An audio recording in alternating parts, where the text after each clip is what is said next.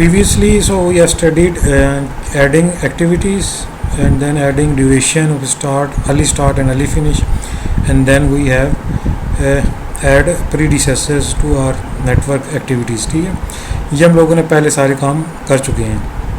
अच्छा, in this lecture तो we are covering in जो हमारे रिसोर्सेज हैं कि how we are adding resources और उसकी शीट कैसे बनेगी. ठीक है, so first of all you have to go to task वाली टैब में. ठीक है, एंड देन व्यू में जाके, तो बाय डिफ़ॉल्ट क्योंकि यहाँ पे गैंट चार्ट व्यू था, so now we shift to resource sheet view. ठीक है, तो आप लोगों ने क्या करना है, रिसोर्स शीट व्यू में जाना है. तो यहाँ पे तो मैंने कुछ रिसोर्सेज जो हैं वो ऐड किए हैं. ठीक है, तो मैं आपको लोगों को बता देता हूँ कि एक आध रिसोर्स और ऐड करके ये रिसोर्सेज कैसे ऐड अप होते हैं रिसोर्स शीट के अंदर. सो इसमें ये होता है कि रिसोर्स शीट आप लोगों ने ओपन की, तो सबसे पहले कॉलम में हमारे पास आ रहा है रिसोर्स नेम. तो यहाँ पे आप लोग जो रिसोर्स का नाम है वो कोई भी लिख सकते हैं. अब इसमें you have two options, either to write the name of resources जैसे कि मैंने यहाँ पे लिखा हुआ है, और to go with just title. ठीक है, या तो आप सिर्फ टाइटल के साथ चले जाओगे या फिर आप लोग उस रिसोर्स का नाम भी लिख सकते हो. ठीक है, जैसे कि मैं यहाँ पे नाम लिख देता हूँ. ठीक है, ज़हीम, और साथ में लिख देता हूँ HR M, HR मैनेजर. ठीक हो गया. सो ये हमने एक रिसोर्स ऐड कर लिया इसके अंदर, नया वाला. अच्छा, अब एज द नेम प्रेडिक्ट्स के ये जो रिसोर्स है ये एक ह्यूमन रिसोर्स है. ठीक है, सो हमारे पास जो सॉफ्टवेयर में रिसोर्स की 3 तरह की टाइप्स आ रही हैं. अब जो ही उसको क्लिक करेंगे तो ड्रॉप डाउन में you have 3 different options. First one is work resource. ठीक है, जो कि हमारा ह्यूमन था. मैंने आपको पहले भी जब पढ़ा रहा था थ्योरी, उसमें बताया था कि you have 3 different kind of resources, जिसको हम कहते हैं 3M resources. First one is man, machine and material. ठीक है, तो यहाँ पे भी वही आ रहा है कि जो मैन, मशीन एंड मटीरियल है वो 3 रिसोर्सेज यहाँ पे भी आ रहे हैं. सो मैन और मशीन को यहाँ पे वर्क रिसोर्स के अंदर इन्होंने कर दिया. दैन मटीरियल और कास्ट में वो तीनों भी आ सकते हैं, और कोई एक भी आ सकता है. आपका रॉ मटीरियल भी आ सकता है. ठीक है, वो चीज़ें भी आ सकती हैं. सो क्योंकि यहाँ पे अभी फ़िलहाल हमने ह्यूमन रिसोर्स डाला है, तो उसको हम लोगों ने जो टाइप दी है वो दी है वर्क की. सो नेक्स्ट कॉलम में वो material. So this is not a material resource, so उसको हम लोगों ने एम्प्टी छोड़ देना है. And then we have initials. तो इनिशियल्स आप लोग अगर देना चाहें तो ठीक है, नहीं तो रिसोर्सेज का लाजमी नहीं है कि आप इनिशियल्स दें. तो अगर देना चाहें तो उसने ऑटोमेटिकली जी उठा लिया. आप जी के साथ कुछ और भी लिख सकते हैं, जैसे GH लिख दिया आप लोगों ने, तो ये एक इनिशियल्स बन गए उसके. अच्छा, इसके अलावा फिर आपके पास नेक्स्ट जो आ जाता है डैट इज़ ग्रुप.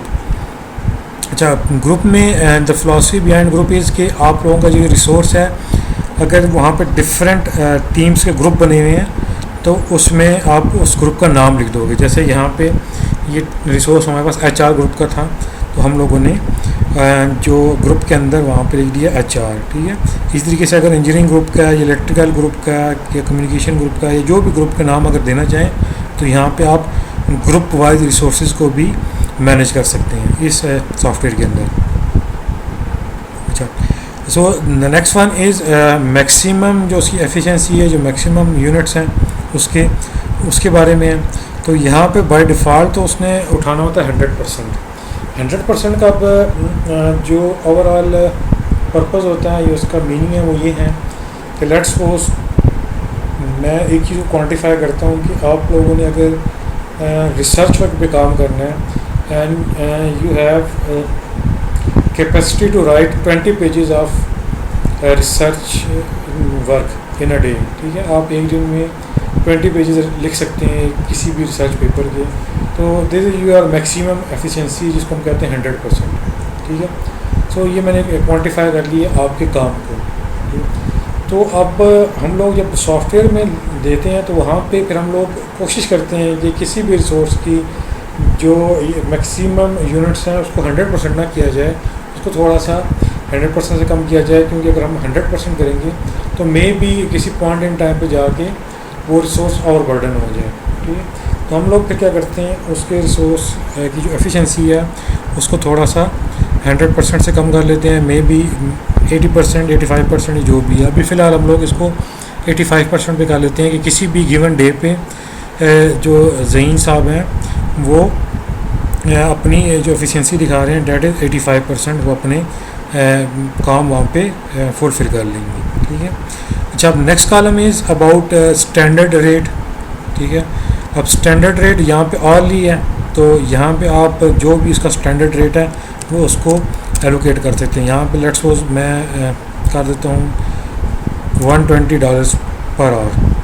ठीक है। सो ये एग्जांपल के तौर पे हम लोगों ने यहाँ पे कर दिया। तो अगर आप इसका यूनिट चेंज कर लेते हैं तो यहाँ पे 1200 या 1500 रुपीज़ पर आवर भी आप इसको स्टैंडर्ड रेट इसका रख सकते हैं। अच्छा, उसके बाद next column is about over time rate. ठीक है। अब जो ओवर टाइम रेट है यहाँ पे वो आप उस वक्त लगाएंगे कि जब आपकी रिसोर्सेज जो हैं वो विद इन टाइम जो है वो प्रोजेक्ट को कंप्लीट नहीं कर पा रहे, तो आप लोगों ने उनको लिए क्या किया कि कुछ ओवर टाइम अपने कैलेंडर के अंदर रख दिया। ठीक है। तो उस केस में फिर क्या होगा कि आप लोग यहाँ पे ओवर टाइम रेट जो है वो एलोकेट करोगे अपने अपने रिसोर्सेज के हवाले से। तो यहाँ पे हम लिख सकते हैं कि अगर इन केस उनको ओवर टाइम लगाना पड़ जाता है तो हम यहाँ पे 10 या $20 या 100 रुपीज़ पर आवर जो भी आप लोगों को यूनिट है आपका करेंसी का, वो आप लोग कर लेते हैं। तो यहाँ पे मैंने $10 पर आवर लिख दिया उनका ओवर रेट। अच्छा, उसके बाद कास्ट पर यूज़ का कॉलम है, तो यहाँ पे आपकी वो वाली कास्ट आएगी उस रिसोर्स की जो कि किसी एक पार्टिकुलर इंस्टेंस पे यू आर यूजिंग, मीन्स कि एक आध दिन या 2 दिन आप लोग वो यूज़ करते हो। तो उसकी सीन में फिर आप लोग क्या करोगे कि यहाँ पे उसको पर यूज़ के हिसाब से उसकी कास्ट लिखोगे कि अगर 1 टाइम यूज़ किया है तो उसकी इतनी कास्ट आएगी, अगर मल्टीपल टाइम यूज़ किया है तो उसकी कास्ट इतनी जो है वो यहाँ पे आप एलोकेट कर दोगे। सो यहाँ पे क्योंकि हमारे पास जो रिसोर्स हैं वो ह्यूमन रिसोर्स है, वो थ्रू आउट द प्रोजेक्ट या एक स्पेसिफिक टाइम के लिए हम लोग यूज़ कर रहे हैं, तो उसमें ये पर यूज़ वाली कैटेगरी यहाँ पे नहीं आएगी, तो ये इसको भी हम ब्लैंक छोड़ देते हैं। अच्छा, उसके बाद नेक्स्ट वन जो हमारे पास आ रहा है वो आ रहा है एक्रू एड। ठीक है। एक्रू का मतलब होता है कि ये जो कास्ट है ये कब इनकर होगी। सो हमारे पास यहाँ पे 3 डिफरेंट तरह की हमारे पास मेथड्स हैं कास्ट एक्रू करने के। उसमें आप लोग जैसे कि देख सकते हैं ड्रॉप डाउन में we have start option, prorated and end option. Start option is about कि जो ही इस रिसोर्स ने उस एक्टिविटी के ऊपर काम स्टार्ट किया तो जो उसकी कास्ट है उस रिसोर्स की वो पूरे प्रोजेक्ट कास्ट के अंदर ऐड अप हो जाएगी स्टार्ट पे ही। तो उसमें फिर हमारे पास आ जाएगी स्टार्ट वाली कि जो ही हम स्टार्ट पे क्लिक करते हैं तो जो ही उसने वो वर्क स्टार्ट किया उसकी टोटल कास्ट हमारे पास ऐड अप होना स्टार्ट हो जाएगी उसके अंदर पूरे प्रोजेक्ट कास्ट के अंदर। अच्छा, अगर हम लोग ये इसको करते हैं एंड पे, तो एंड में ये होगा कि एंड वाली आप अगर ऑप्शन चूज़ करते हैं तो उसमें ये है कि आप लोगों की जो रिसोर्स है जब तक वो एक्टिविटी फिनिश नहीं करेगा या अपने टास्क फिनिश नहीं करेगा तब तक वो जो कास्ट है वो उस टोटल प्रोजेक्ट कास्ट के अंदर ऐड अप नहीं होगी। ठीक है। एंड जो थर्ड ऑप्शन है डैट इज़ प्रोरेटेड बेसिस। ठीक है। प्रोरेटेड का मतलब ये होता है कि आपकी जितने जितने परसेंट वो रिसोर्स काम करता जाएगा उतने उतने परसेंट आपकी टोटल प्रोजेक्ट के अंदर वो कास्ट ऐड अप होती जाएगी। ठीक है। तो ये 3 डिफरेंट किस्म की आपके पास कास्टिंग के मेथड होते हैं, either you have start date और एंड डेट के साथ या फिर प्रोरेटेड के साथ। ठीक है। तो वो 3 डिफरेंट किस्म के आपके पास कास्टिंग के मेथड्स हैं। अच्छा, इसके बाद आपके पास एक नेक्स्ट कॉलम में आ रहा है स्टैंडर्ड। ठीक है। अब बेस कैलेंडर आपने कौन सा यूज़ करना है, आइदर स्टैंडर्ड यूज़ करना है या अगर आप लोगों ने कोई बीच में क्रिएट किया हुआ है तो यहाँ पे, क्योंकि अभी फ़िलहाल हमने कोई क्रिएट नहीं किया था, लास्ट वाली एक्टिविटी में हम लोगों ने डबल ई के नाम से कैलेंडर क्रिएट किया था। तो चाहें तो आप वो अपना कैलेंडर क्रिएट करके यहाँ पे बेस कैलेंडर के तौर पे लगा दें या फिर स्टैंडर्ड कैलेंडर को ही रहने दें, ये आप लोगों की अपनी जुरिस्डिक्शन में। ठीक है। अच्छा, इसके बाद लास्ट 2 कॉलम जो हैं वो एक कोड का है कि उस रिसोर्स का अगर आप कोई कोड नेम देना चाहते हैं तो यहाँ पे वो कोड नेम भी आप लोग दे सकते हैं। अगर नहीं लेना चाहते तो भी कोई इशू नहीं है इसके अंदर। और ये तकरीबन वो सारे कॉलम्स हैं जो कि आप लोगों के पास रिसोर्सेज के अंदर आते हैं और आप लोग यूज़ करते हैं। अच्छा, once you have finished making this resource sheet, तो आप लोगों ने क्या करना है, फिर व्यू में जाना है, ठीक है, टास्क में, व्यू में, and then back to Gantt chart view. अच्छा, यहाँ पे आप लोग जब वापस जाते हो तो फिर वही एक्टिविटीज़ और उनके सारे जो प्रीडिसेसर वो हैं वो सारे आपके पास यहाँ पे अवेलेबल होते हैं। तो यहाँ पे आप लोग देखोगे कि प्रीडिसेसर के बाद एक और कॉलम आपके पास आएगा विद रिसोर्स नेम, ठीक है। तो यहाँ पे आप जो इसको क्लिक करोगे, ड्रॉप डाउन में जाओगे, you have all the resources which you have listed in resource sheet, और यहाँ पे आपको अवेलेबल हो जाएंगी। तो जिस रिसोर्स को आपने वो टास्क असाइन करना है उसका नाम यहाँ पे आप लोग उसके बॉक्स को चेक कर लोगे। जैसे कि यहाँ पे एवोल्यूशन रिकमेंडेशन है, तो हम लोग कर लेते हैं जनाब, लेट्स सपोज डेवलपर पे क्लिक करके उसको, तो आप लोगों ने वो डेवलपर को वहाँ पे क्लिक कर देना है। जो ही आप डेवलपर पे क्लिक करेंगे तो आप लोग देखेंगे आपके गैंट चार्ट के अंदर उस एक्टिविटी के साथ उस रिसोर्स का नाम भी आ जाएगा। लाइकवाइज आप यहाँ पे, मैं वैसे रैंडमली कर रहा हूँ, तो आप कोई भी रिसोर्सेज वहाँ पे एलोकेट कर सकते हैं किसी भी एक्टिविटी के साथ जो कि आप लोगों ने ऑलरेडी अपनी रिसोर्स शीट के अंदर क्रिएट किए हैं, ठीक है। सो ये हम लोगों ने सारे रिसोर्सेज यहाँ पे लगाने स्टार्ट कर दिए, ठीक है। जो नहीं आप रिसोर्सेज लगाते जाएंगे, ऐड अप करते जाएंगे, साथ साथ रिसोर्सेज शो होते जाएंगे आपके गैंट चार्ट के साथ, ठीक है। अच्छा, अब इसमें एक और ऑप्शन भी है कि अगर इफ़ यू आर वांटिंग 2 और 3 रिसोर्सेज के इकट्ठे आप लोगों ने लगानी है एक ही प्रोजेक्ट के ऊपर, तो आपने वो 3 या 4 रिसोर्सेज को इकट्ठे भी यहाँ पे एलोकेट कर सकते हैं। जैसे मैंने ये एक्टिविटी थी टेक्निकल स्पेसिफिकेशन, तो इस पे मैंने 3 रिसोर्सेज जो है वो कंबाइन करके लगा दिए। तो ये देखें आप लोगों के पास लिस्ट में आ रहे हैं, तो तीनों की चेक बॉक्स करके वो तीनों के 3 रिसोर्सेज यहाँ पे आप लोगों के पास अवेलेबल है। सो इस तरीके से आप लोगों ने बाकी के भी जितने रिसोर्सेज हैं उनको यहाँ पे एलोकेट करते जाना है। अच्छा, अब यहाँ पे एक और चीज़ जो हम लोगों ने कैलेंडर के अंदर की थी, वो हम लोग यहाँ पे जाके इंडिविजुअल रिसोर्सेज के अंदर भी कर सकते हैं कि लेट्स सपोज कि आपके पास कोई भी रिसोर्स है और उसके लिए आपने कोई स्पेसिफिक जो कैलेंडर है वो यहाँ पे क्रिएट करना है, ठीक है। तो आप लोग दोबारा से जाएंगे प्रोजेक्ट टैब के अंदर, ठीक है, and then you click change working time, वही वाला जो जिसमें हम लोगों ने कैलेंडर भी क्रिएट किया था प्रीवियस स्ट्रक्चर के अंदर। अच्छा, अब यहाँ पे जो ही आप लोग ड्रॉप डाउन में जाएंगे तो you have calendar options plus there are resources as well, जो आप लोगों ने शीट में बनाए थे, ठीक है। तो आप लोग उसमें से किसी भी रिसोर्स का, जैसे हम लोग यूनिट टेस्टर अफान को ले लेते हैं यहाँ पे, और इसके जो हम लोग कैलेंडर में वर्किंग आवर्स या वर्किंग टाइमिंग जो है उसको हम लोग सेलेक्ट कर लेते हैं, ठीक है।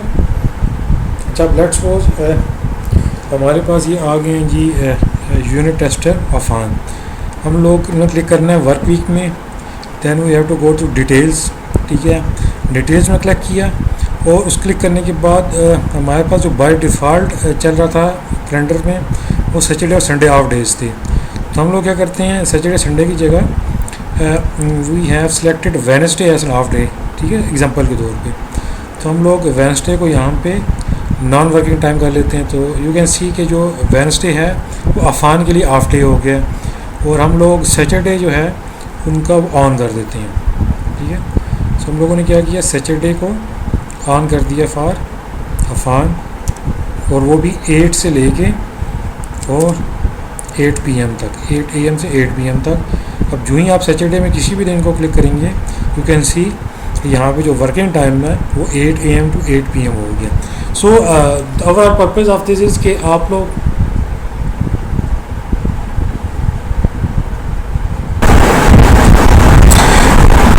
होपफुली आपके इशू रिजॉल्व हो गया होगा। अच्छा, now we continue the lecture. As I told कि यहाँ पे हम लोगों ने अपना जो कैलेंडर है फॉर स्पेसिफिक रिसोर्स हम लोगों ने यहाँ पे चेंज कर दिया, एंड नाउ वी हैव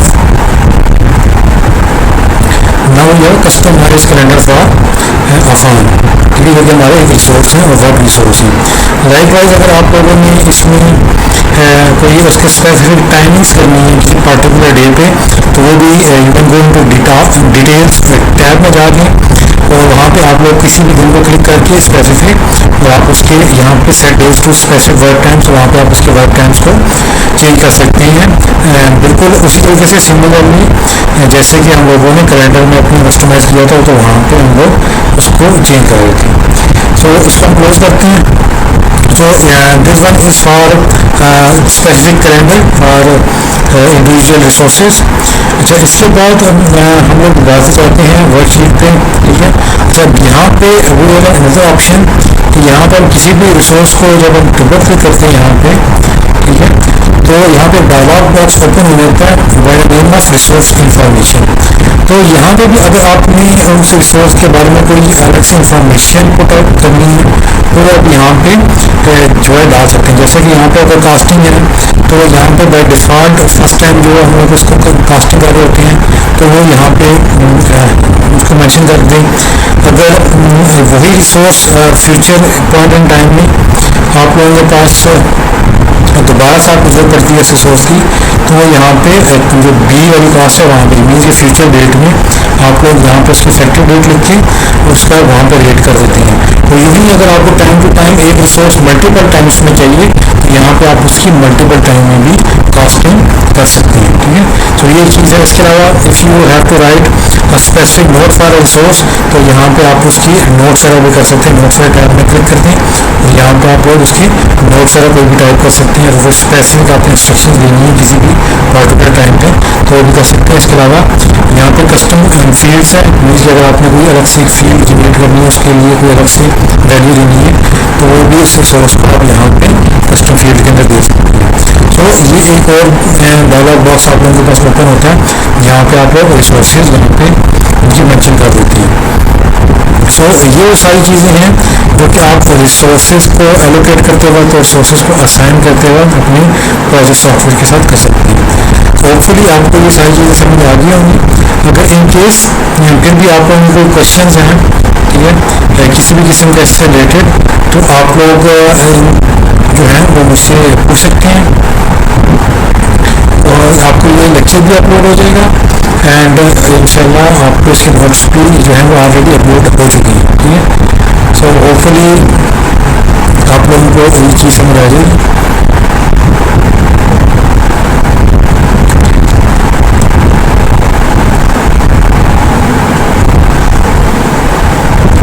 तो वेटिंग फॉर योर क्यूरीज, अगर आप लोगों को क्यूरीज हों तो वो आप लोग उसे किसी भी टाइम पूछ सकते हैं। So this conclude our this lecture and hopefully we will join you in another lecture.